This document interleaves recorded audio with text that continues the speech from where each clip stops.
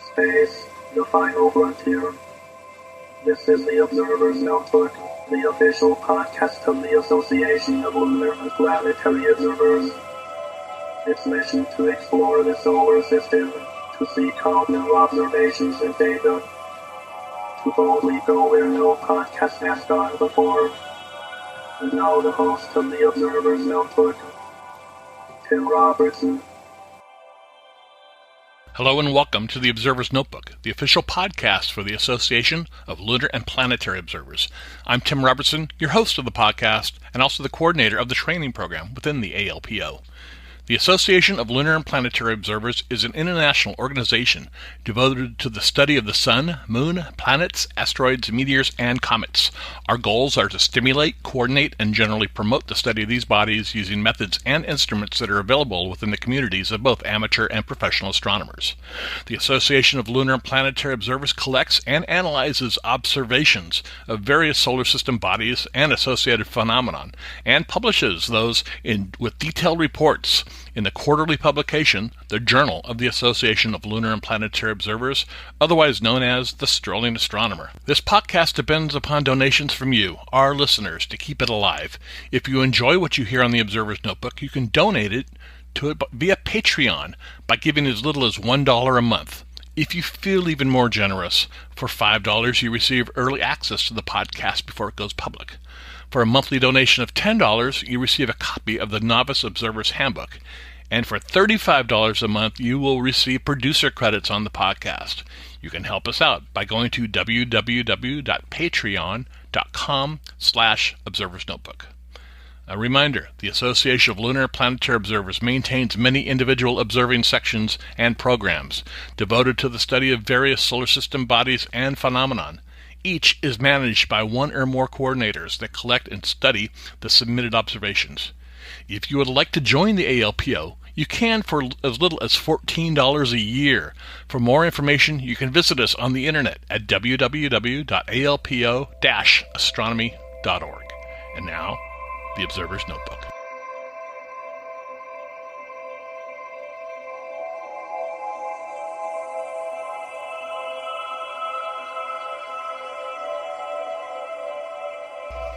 All right, I'd like to welcome everybody back to the Observer's Notebook podcast. We have a special guest today, Brian D. Warner. He's from the Center of Solar System Studies in Eaton, Colorado. Welcome to the podcast, Brian. And thank you for having me. Yeah, Brian, before we get started, why don't you give everybody a little bit of background about yourself? Oh, my goodness. Well, I went to high school with Galileo. Oh, my goodness. I feel that old some days. Actually, I've been interested in astronomy since about fifth grade. I read a story in a science book about what would happen if the sun went out, and that caught my attention and imagination, and so it started from there. And bought a telescope when I was in junior high, and in high school I decided, well, if folks can compute orbits, so can I, and about 20 years later I finally succeeded. So, and pretty much was interested in astronomy the whole time. Did some mostly visual observing, and was very active in AAVSO for a while. Oh, okay. And then I like variable stars. I like anything in the sky. And so eventually got interested in doing asteroids full-time. So around 1999, when there was a minor planet amateur professional workshop in Flagstaff, Arizona. And a lot of folks got going at that point in doing asteroid astrometry was the big thing at the time, and also discovery, because that was before the surveys got online, and so amateurs still had a good chance of making discoveries. But my interest turned to photometry simply because I saw the handwriting on the wall as far as discovery. So I've been at it since 1999, so gosh, almost, 19 years now. Wow, and you've done so much of it, you actually wrote a book on it, right? The third edition now, or second edition, depending on how you count, with Springer, that's on photometry. It seems to concentrate on asteroids, but a lot of the material can apply to any kind of photometry. And where's that book? What's the name of the book? It's called Practical Guide to Lightcurve Photometry and Analysis. And it's available like on Amazon? Amazon, Barnes & Noble, directly from Springer. Okay. I will step back a minute. You talked about you bought your first telescope when you were in junior high? Mm-hmm. What was that? Yeah, I had a paper route and saved up a little bit of money. And there was this gentleman in town who was a turn of the century into early 1900s country doctor. And he still had his little black bag and everything. But he had taken up making telescopes and advertised them in the local newspaper in the want ads, and went over there, and he happened to have a little 4 1/4 inch Newtonian refractor that was pretty amazing. It was Newtonian. It was on an equatorial mount. It had a little tangent arm drive so that you could follow the stars for a little bit, and that was my first really, quote, big scope. And then aperture fever takes over, of course, and then you're hooked. Okay, so you've got an interest in asteroids now, right? You talk to me about that. How did you develop that? I've never really traced it all the way back to know exactly why. I do remember in high school I was trying to compute orbits of asteroids, and not just, here are the orbital elements, generate an ephemeris, but to go the other way back. If I have positions, can I determine the orbit of the asteroid? Okay. And that was a little bit above my skills at the time, especially when I was using only a TI-56 calculator with 100 programmable steps. Wow. I think I had one of those. Well, we could talk about Ataris and Commodores and go on forever. Oh, yeah. Trash 80. So. Yeah, all right. Oh, yeah. I had one of the first ones. Yeah. Okay, so now you're into the photometry, which is measuring the brightness of asteroids and light curves. Right. Right. Do you think that interest developed from your AAVSO work too? Well, I guess a little bit. The main thing is that I met up with a gentleman by the name of Terry Schmidt, who had moved from Aurora, Illinois to Colorado Springs so that he could build an observatory up in the mountains. And so he saw my little 4-inch telescope out on the porch as he was walking around the neighborhood, and knocked on the door, introduced himself, and that began a friendship that lasted until the day he passed away many years ago. But we did build an observatory. He would sit in his lawn chair and watch me try to dig through gravel so we could get the pier. But eventually put up a couple of nice scopes, and there was a 16-inch Bolivar and Chivens, and we put one of those Optec SSP photometers on the back of it, and started measuring. He was interested in asteroids and the light curves, and so by extension I got interested in them, and continued on with the work. Now, for our listeners that don't know a lot about astronomy, we have some beginners out there that listen to the podcast. What is the importance of a light curve? Well, a light curve is, in its simplest definition, is a plot of the brightness of an object versus time, or it can be versus rotation phase, meaning its period. And the idea is, with asteroids specifically, once you have the data that generates a light curve, you can use something like Fourier analysis or other means, and you can determine the rotation period of the asteroid. And that becomes important given if you know its estimated size. There's a plot that's fairly much used in DPS meetings, Division of Planetary Sciences meetings, that come from a database that I maintain, that shows the rotation frequency as opposed to period, 1 over the period, versus the size. And the first thing that's really obvious when you look at this plot is that the things start, there's all sorts of dots, and all of a sudden you get to this period of about 2.2 hours and they stop cold. Up for most sizes. Once you get to the teeny guys, then there's what I call this ascending branch. And This has to do with something called it's the spin barrier, and the idea is that anything YORP, which is a thermal effect that can cause an asteroid to spin up or spin down in period, gets it to spinning so fast that eventually it either has to break apart if it's what's called a rubble pile, or it becomes a very unusual object if it's sitting above that spin barrier and above the size. So it kind of helped define the fact of what the structure of asteroids are. In other words, rubble piles. Oh, I haven't heard that term before. Oh yeah, well it's a term that was coined some years back and isn't meant to be taken as an absolute. Okay. But the idea is that it's a better term is gravitationally bound material. Think of a beanbag spinning in space, and it's all held together by its own mutual gravitation, more than strength, cohesion, or whatever. And you can only spin that up so fast before it starts flying apart, and that's what the spin barrier shows. And if it does throw off material, a lot of things can happen. The most dramatic, if you will, is that it forms a satellite. The extra material goes off and doesn't quite escape, but that it congeals back together, and so you get a little satellite of the asteroid. Wow! So you could actually watch the life cycle, basically, of an asteroid through the measurements. Yeah, I mean, you're not going to see it go from it's sort of like with variable stars. You get a snapshot at all different stages of life, but you're never going to see it evolve completely. It takes millions of years for this kind of thing to happen. But yeah, you do catch them in all sorts of different states.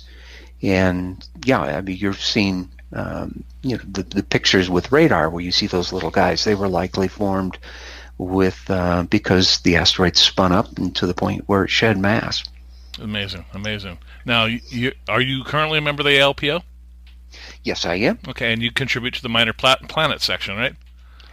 Yes, mostly because by submitting lots of papers with lots of asteroid light curves to the Minor Planet Bulletin. Yeah, and they loved it so much that a few years ago you were the recipient of the Walter W. Haas Observers Award. Yeah, it was a great honor. Congratulations on that. That's a pretty prestigious honor, I believe. Yeah. That's wonderful. Now, what type of equipment do you currently use? I have 5 telescopes. Okay. They're located in an observatory complex in Landers, California, the high desert north of Joshua Tree. Okay, but you live in Colorado. I live in Colorado. Okay. I run the telescopes over the internet. And in fact, as I said in my most recent version of my book, one day I was sitting and watching the telescopes and making sure that they were working, and then I would sip some hot chocolate at the Paris Cafe watching the boats go down the Seine. The way astronomy, or observing has evolved over the years, the capabilities is just amazing. So, but yeah, the 5 scopes, one of them is a 20-inch Richard Chrétien that was kind of homebrew from a guy in Utah. There's 4 Meade LX200 scopes, 12 inches and 14 inches. And each one has a CCD camera permanently mounted on them, and they're controlled in part by software I wrote, and in part by software BISC's SkyX. And we just have this scripting thing that says, hey, wait till sunset, open up the roof, turn on the power, get everything ready. When the asteroid rises, please slew to it, make sure you're aimed at it, please start taking pictures, and when twilight starts or the asteroid sets, you can stop, and in the meantime upload all these pictures to the cloud, and I'll download them and measure them. Now, are you using all 5 telescopes at the same time, or are you just yeah. Really? Yeah. Oh yeah. I can end up, depending on the nature of the targets, if you have an NEA that's really zipping through the sky, then I'm going to get lots of images. I've had more than 1,000 images to measure just off one asteroid in a night. And so on average, I have about 800 images to measure off the 5 scopes. Wow. Now, okay, a lot of questions about this observatory. Yeah. Is it yours? Or is it Yes. or is it from a group of people? It's yours. It's your observatory. Well, land. yeah, I mean, the complex is from a group of people. It's a little a 501c nonprofit that I'm with. Okay. So what I have to do for me is depend on somebody out in California to go kick the tires if something goes wrong. Okay. And there is no such thing as a perfect robotic telescope. Something will go wrong. Okay. So your average observing night is pre-programmed then, basically, right? Mm-hmm. You just have. Yeah. I believe I saw a photograph of the observatory. Is a roll-off roof? It's a roll-off. Yes, roof. they are. Okay. Yeah. Is it motorized? So you just push a button and it opens the roof, or? I don't even push a button. The way we have them set up is kind of neat. The little way they're rigged is if you turn on power to them, which we do by a switch that we access remotely over the internet, they open. Wow. And if you turn off power, which the script will do in the morning, they close. And it even gets to the point that in case, for example, power goes out, the system has the redundancy such that it will automatically close while there's still enough power in the backup so that you don't get the roof stuck open. Interesting. Yeah, I'm familiar with landers. It's a high desert area, so you have a lot of clear skies, and it's a dark area too. So that's probably an ideal location. Fairly dark. Yeah. It's developing. Yeah, that's true. Yucky Valley is Yucky Valley. It's probably not a bad word for it. Is about 30 miles south, and so we get a pretty good glow. Yeah, you get Palm Springs down there too in that area. But yeah, okay. Yeah. Wow, that's interesting. So, how many asteroids are you currently cataloging, if that would be the right word? Well, I observe, like 5 at a time and keep working them until I get a period. But I've amassed light curves, about 25 to 2,800 light curves since 1999, and some of those are multiple for the same asteroid. So I've observed it more than once, but somewhere around that neighborhood. Wow. And there's an average of about 3 to 4 days for most of them, but some of them will have to follow for more than a month because the period is very, very slow. Interesting. And what's limited magnitude you're reaching with your telescopes? I've been able to get photometry down to 19.2 at the 20, but that's only when the amplitude of the light curve is at least 3 times the error bars. And of course, when you get down to 19.2, that means the amplitude of the light curve has to be somewhere around 0.6 magnitudes or greater. But in general, I could work between 18 and 18.5 and get good photometry even with 14s. That's pretty cool. So you have a whole realm of asteroids you could be looking at any one time then. Oh, yeah. That's yeah. Right. And I concentrate on NEAs because that's where my funding has been from NASA and NSF. Near-Earth asteroids.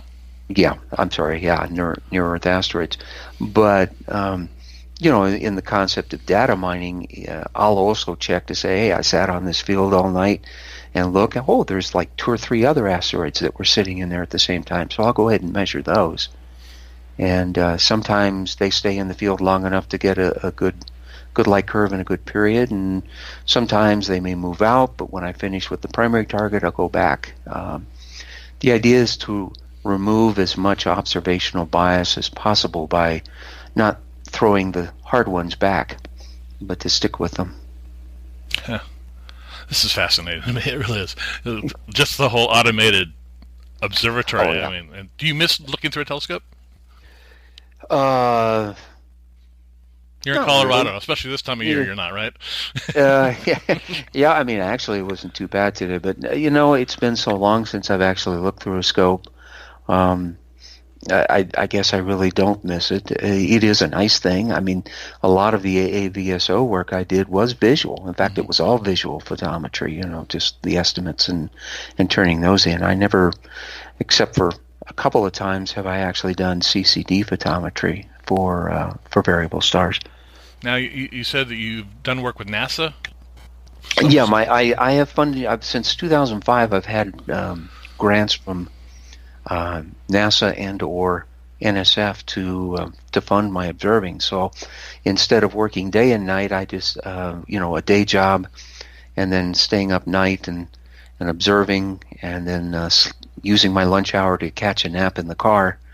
Now it's all dedicated to the observing and measuring the images, and I'm also have some responsibilities to maintain a couple of databases. So okay, and that's part of the funding, that the databases, and I'm sure publishing your results as well, right?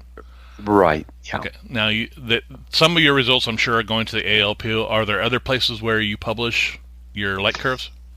For the most part, it's Minor Planet Bulletin, so the ALPO. But there are, on occasion, I will give the data to someone who will use it, a professional who will use it for a big picture study or a more detailed study of a particular asteroid, and then that gets published in something like Icarus, or in one case it was, Nature, when they used my data along with that from several years apparitions to show that this effect of YORP does actually cause an asteroid to spin up or slow down. Mm-hmm. Wow. Okay. Accessing. I want to go back to the observatory. Okay. Access. Okay. Is it like a web-based system that you're using, or how is it?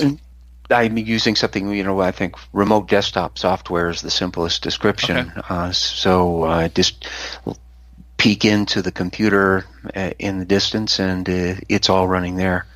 And I can change the script and do everything as if I were sitting at the computer.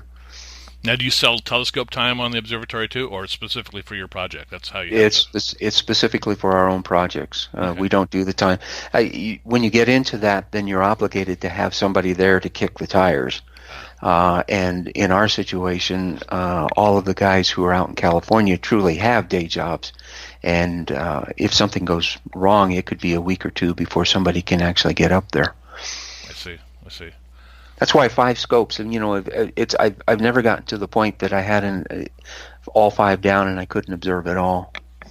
Okay, that's pretty cool. Great. What other interests do you have in astronomy, or is that it? Oh, well, asteroids are us. It sounds like that's your focus. That's your world, yeah. Yeah, well, because it does take to go. What I'm doing does take a lot of time and resource. I would dearly love to be able to go and do some variable star work. Mm-hmm. Just sit on a nice eclipsing binary with a real regular curve and period, because so many of these asteroid light curves are just are ugly beasts and very hard to get a period out of. But once I get the light curves and turn them all in, if I get enough light curves over enough years, then I can actually take the data from all of those years and do that in another form of inversion, which is to say, okay, what shape and orientation of this shape will have generated all of these light curves? And so it's called modeling, spin axis and shape modeling. Okay. And I've been able to generate some shapes and spin axes for about 50 asteroids or more. Wow. Yeah, we have Carl Hergenrother, who is our comet section, but he works for OSIRIS-REx. Right. Mission to an asteroid this year, in fact, and we were talking about this type of thing, that light curves and how they determine the asteroid that they're going to go to and things. So this fits right in with what they're doing in that project as well. Yeah. Oh yeah. Great. This is wonderful. Is there anything else you'd like to share with us? Well, I think I'd like to emphasize that point I made and that's data mining. If you are taking CCD images and you're sitting on a field, obviously you're doing it for a particular reason, but there may be other interesting stuff in that. So give some thought to that, and please publish your results if at all possible. If you're doing asteroids, the Minor Planet Bulletin. It's a refereed journal, according to the ADS, the Astrophysical Data System. So that means it's prestigious in its own right to have a publication there. And then if submit your data someplace at some point to somebody because eventually you won't be around, but it would be nice if your data are, so that some future researcher can use it. That's the main thing I like to try to push. Yeah, and this is what I love about the ALPO and the work that we do in the organization is we're amateurs. Right. We're not professional astronomers, but you're doing science, man. You're doing actual science that is useful, and you've got a grant from the government for your observatory. That's remarkable. That's fantastic stuff. And I know the first time I ever did an observation in the ALPO and sent it in, and it was published. I was a high school kid, and I'm like, yeah. Oh, what I did actually meant something. Mm-hmm. And exactly. That just motivates you to go even further in this wonderful astronomy world we live in. And the equipment is so nice too, and like the imagers that we have are getting cheaper, and the computer software is getting more advanced. It's like the one you talked about that you've worked with too. Yeah, it absolutely boggles my mind to see the planetary photos from ground-based amateur telescopes at 14 inches that rival Hubble. Damien Beach. Yeah, Damien is just... you see those... I mean, I remember trying to take pictures with my little 4-inch telescope. Yep. And getting a little dot, and I'm going, well, this is disappointing. And then you see his stuff, and it blows you away. It really, and he hasn't been doing it that long either. It's as you say, the software and the imagers that have become available just open so many doors. Right, and we can actually do science. This is one I hate calling it a hobby because it's a passion. Avocation. It's you go. It's an avocation, and it's like we can actually contribute to the world of science, something unlike most other hobbies you can do, and that's what's wonderful about astronomy. Yeah, I don't know too many guys who have a collider in their backyard and are helping the folks at CERN, That's true. It would be kind of cool, though, wouldn't it? Yeah. Oh, yeah. Okay. Well, Dave, how can everybody get a hold of you? The best way is, I guess, by email, and that's Brian, Brian, at minorplanetobserver.com. Oh, that's wonderful. It's not Brian Warner, Marilyn Manson. It's Brian Warner, right? No. I've actually gotten... years ago, before word finally got out on the internet that I was not the Brian Warner, I did get phone calls at like 2 a.m. from folks who thought, "Wow, I've latched on to Marilyn's phone number." And one night, because Marilyn Manson's actual name is Brian Warner, right? Exactly. Yeah. I mean, he called up and said, "Dude, can I have tickets, man?"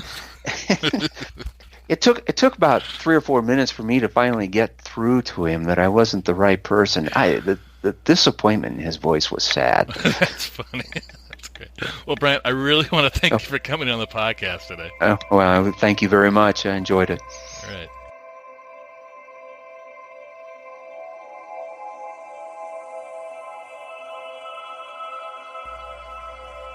Well, that'll do it for this episode of the Observer's Notebook podcast. I again want to thank our special guest, Brian Warner, for coming on and talking about making light curves of minor planets. A very interesting subject. I hope you enjoyed it. We upload a new episode of the Observer's Notebook every few weeks. You can subscribe to us on iTunes. If you do, please rate and review us. I do appreciate it. It brings more people to the podcast. You can also listen to us on Soundcloud. The link is right there in the show notes. We're also available on Google Play and Stitcher and just about anywhere else you can listen to podcasts. If you like the podcast and you want to support it, you can donate to it using Patreon. You can give as little as $1 a month. If you feel really generous, you can give $35 a month, where you will receive 1 year's membership to the ALPO and producer credits on the podcast. And with that, I'd really like to thank the producer of this podcast, Steve Siedentop, for his generous support of the Observer's Notebook. The link for Patreon, as well as the link for the ALPO, is in the show notes. If you'd like to get a hold of me, you can email me at commentman@commentman.net or on Twitter at ObserversNBPod. If you're interested in joining the ALPO, membership begins at only $14 a year. You can find out more at www.alpo-astronomy.org. And we're also on the Facebook. ALPO Astronomy. Just search for that up on top, a little search box. Just type in ALPO Astronomy. And the podcast has a Facebook page as well. Just search for Observer's Notebook. The ALPO is an international organization devoted to the study of the sun, moon, planets, asteroids, meteors, minor planets, and comets. Our goals are to stimulate, coordinate, and generally promote the study of these bodies using methods and instruments that are available within the communities of both amateur and professional astronomers. Until next time, my hope is you always have clear and steady skies. Thanks for listening.